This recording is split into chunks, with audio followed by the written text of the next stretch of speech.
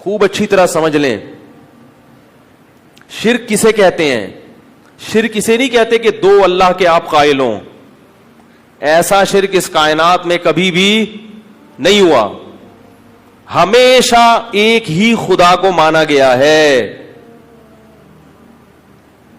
ہمیشہ جب بھی قرآن میں آتا ہے وَلَئِن سَأَلْتَهُم مَّنْ خَلَقَ السَّمَاوَاتِ وَالْأَرْضَ لَيَقُولُنَّ اللَّهُ.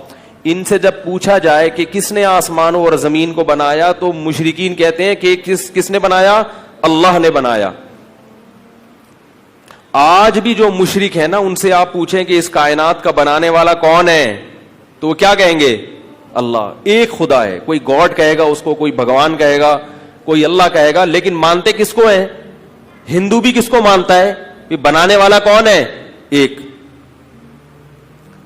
تو یہ جو شرک ہوا ہے نا, شرک یہ کس نوعیت کا ہوا ہے اس کو سمجھیں. شرک یہ ہوا ہے کہ اللہ نے سب کچھ بنایا, سارے اختیارات کس کے پاس ہیں؟ اللہ کے پاس ہیں, لیکن اللہ نے اپنی عطا سے فلاں کو بھی فلاں اختیار, بولو بھائی, دے دیا ہے. سارے نہیں, کچھ اختیار اللہ نے اس کو دے دیے ہیں, کچھ اس کو دے دیے ہیں. نہیں آ رہی بات. یہ والا جو بت ہے اس بت کو بھی نہیں دیے. یہ جو بزرگ کو اللہ تعالی نے مثلاً اولاد دینے کا اختیار دیا ہوا تھا, سمجھ رہے ہو؟ لہذا ان بزرگ کے مرنے کے بعد ان کے نام کی صورت بنا کے جب ان کے سامنے ہم جھکیں گے تو اللہ کی عطا سے یہ بزرگ بھی ہم کو, بولو بھائی, اولاد دے دیں گے. عین یہی شرک آج محمد صلی اللہ علیہ وسلم کی ذات کے ساتھ ہو رہا ہے. یہی شرک عین حضرت علی رضی اللہ تعالی عنہ کو مشکل کشا کہنے والے کر رہے ہیں. کہتے ہیں حضرت علی خود سے آپ کی مشکلات آسان نہیں کرتے, اللہ کی عطا سے آپ کی مشکلات. بولتے کیوں نہیں؟ یہ جو نوح علیہ السلام کے دور میں 5 بڑے بڑے بت تھے, ود, سوا, یغوث, یعوق, نصر, یہ اصل میں 5 بڑے بڑے بزرگان دین تھے, اللہ والے لوگ تھے. جب ان کی موت واقع ہوئی ہے تو لوگوں نے کہا یہ بڑے اللہ والے بزرگ ہیں, ان کے نام کی مورتی بنا کر ہم ان سے دعا مانگیں گے ان سے, دے گا کون؟ اللہ. نہیں آ رہی بات. اور بعض یہ کہتے تھے مانگیں گے ان سے, دیں گے یہ مگر اللہ کی عطا سے, کیونکہ اللہ نے ان کو اختیارات دیے ہوئے. ان دونوں قسموں کو شریعت نے کیا قرار دیا؟ شرک. کہ اللہ نے کسی کو کسی قسم کا اختیار, سارے اختیارات اللہ نے کس کے پاس رکھے ہیں؟ اپنے پاس. کسی کو نہیں دی اللہ نے. یہ والا شرک ہے جس کی نفی کے لیے قرآن نازل ہوا ہے. آج جب کسی سے بات کی جائے نا مشرک سے, تم رسول سے کیوں مانگتے ہو, فلاں سے کیوں مانگتے ہو, کہتے ہیں ہمیں پتا ہے کہ یہ خود سے نہیں دے سکتے, لیکن اللہ نے ان کو اختیار دیے ہیں. اللہ نے اپنے حبیب کو جب اختیارات دے دیے تو ہم اگر اللہ کے حبیب سے مانگ لیں تو تمہیں کیوں تکلیف ہو رہی ہے بھائی؟ کیا ہو گیا بھائی؟ تو بھائی یہی تو وہ شرک تھا جو کون کیا کرتا تھا؟ مشرکین مکہ کرتے تھے. وہ اللہ کے رسول سے نہیں مانگتے تھے, وہ بتوں سے مانگتے تھے. تو اللہ نے یہ نہیں کہا کہ ہم بت کے پاس, اللہ نے کہا میرے سوا کسی کے پاس اختیارات نہیں ہیں. اب یہاں لوگ سوال پوچھتے ہیں کہ واہ بھائی واہ, پولیس کے پاس تو اختیارات ہیں آپ کی مدد کرنے کے ہیں بھائی, ڈاکٹر کے پاس اختیارات ہیں آپ کو اولاد دینے کے, بے اولاد لوگ ڈاکٹر کے پاس جاتے ہیں نا, کیا خیال ہے؟ تو کیا اللہ کے نبی کے پاس نہیں ہو سکتے ہیں بھائی؟ یہ موضوع میرا ابھی توحید مقصد نہیں ہے, جلدی سے اس کو سمیٹ کے میں اسٹیشن درمیان میں آتے رہتے ہیں.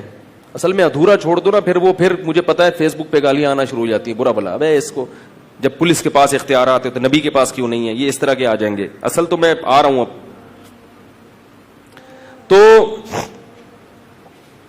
بعض دفعہ ایسا ہوتا ہے نا کہ کہیں سے جا رہے ہیں تو راستے میں اسٹیشن اتنا اچھا لگا کہ چلو یہیں اتر جاؤ یار کیا خیال ہے, ایسا بھی ہوتا ہے نا. تو یاد رکھو پولیس جو مدد کرتی ہے وہ اسباب کے تحت کرتی ہے. اسباب کے تحت تو سب کے پاس سب کچھ ہر قسم کے اختیارات ہیں, اور وہ صرف نبی کے پاس نہیں ہیں اسباب والے. آپ خود مانتے ہیں کہ وہ کس کے پاس ہیں؟ پولیس کے پاس بھی ہیں.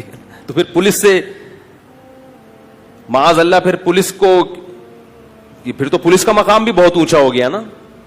آپ مانتے ہیں کہ پولیس کے پاس جس قسم کے اختیارات ہیں, ہم ان اختیارات کی بحث نہیں کر رہے.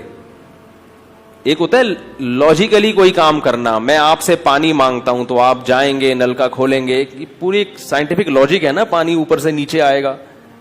اور ایک میں آپ سے پانی مانگتا ہوں, آپ چھو منتر کر کے بولتے ہیں بس جب چاہو آپ بارش برسا سکتے ہو, جب چاہو آپ پانی سامنے لا سکتے ہو. ایسا تو نہیں ہوتا, یہ شرک ہے. ڈاکٹر سے جب آپ اولاد مانگتے ہیں تو اولاد نہیں مانگتے, اولاد کی دوا مانگتے ہیں کہ میرے اندر کوئی خرابی ہے, کوئی میڈیکلی کوئی پرابلم ہے, تو کوئی ایسا دوا بتاؤ کہ وہ میڈیکلی پرابلم کیا ہو جائے, حل ہو جائے. جبکہ اللہ سے مانگتے ہیں تو اللہ کو ہم چھوڑ دیتے ہیں کہ اللہ تو جس طرح بھی دینا چاہے, چاہے وہ میڈیکلی پرابلم صحیح ہو یا نہ ہو. زکریا علیہ السلام نے اللہ سے بڑھاپے میں دعا مانگی تھی, میڈیکلی بڑھاپے میں دعا ممکن اولاد ممکن نہیں ہے, لیکن کہا تھا مجھے ایسے ہی چاہیے. اللہ نے کہا چلو بوڑھے ہو کے ہی دے دوں گا میں تمہیں. اس قسم کے اختیارات صرف کس کے پاس ہیں؟ اس میں اللہ نے کسی پیغمبر کو, کسی فرشتے کو, کسی مقرب ولی کو بھی اپنے ساتھ شریک بولو بھائی نہیں کیا ہے. اور اگر آپ نے یاد رکھو, خوب اچھی طرح سمجھ لیں, اللہ شرک کے معاملے میں بہت حساس ہے, کیونکہ یہ غیرت کا معاملہ ہے. مانگنا صرف کس سے ہے؟ اللہ سے. اگر آپ نے اللہ کے سوا کسی اور سے مانگنا شروع کر دیا اور وہ اسباب سے ہٹ کے مانگنا ہو, تو پھر میرے بھائی بخشش کا امکان ختم. اللہ کا واسطہ دے کے کہتا ہوں کہ مزاروں پہ جانا بولو بھائی بند کر دو. کچھ بھی نہیں رکھا مزاروں پہ, کچھ بھی نہیں ہے. میں جب سفر پہ جاتا ہوں نا تو پھر ایک ٹیلی فون کے ذریعے, اور ٹیلی فون سے بھی زیادہ سفر میں لوگوں کا پتہ چلتا ہے. ایک مرتبہ میں پنجاب سے آ رہا تھا بائی ٹرین, تو اسٹیشن پہ ہم بیٹھ گئے ٹرین کے انتظار میں. تو ایک پڑھا لکھا لڑکا میرے ساتھ آگے بیٹھ گیا, لگ رہا تھا شکل سے لباس سے پڑھا لکھا ہے. گپ شپ شروع ہو گئی. میں نے کہا کدھر کی روانگی؟ کہہ رہے کراچی جا رہا ہوں. میں نے کہا کہاں؟ کہہ رہے وہ عبداللہ شاہ غازی کے مزار پہ. میں نے کہا شکل سے تو پڑھے لکھے لگ رہے ہو یار. تو کہہ رہے کیا ہوا؟ مزار پہ جا کے میں اللہ سے مانگوں گا, عبداللہ شاہ غازی سے تھوڑی مانگوں گا. تو میں نے کہا اللہ سے مانگنے کے لیے اللہ نے مسجدیں بنائی ہیں, مزار بولتے کیوں نہیں؟ اللہ سے مانگنے کے لیے کیا ہے؟ مسجدیں ہیں, مزار تھوڑی ہیں. بہت سمجھایا, مگر جیسے روحانی علاج والوں کی عقیدت ایک دفعہ جب دل میں بیٹھ جائے نا, دلائل کے انبار لگا دو مگر بات سمجھ میں, یہ اندر کوئی فالٹ ہوتا ہے.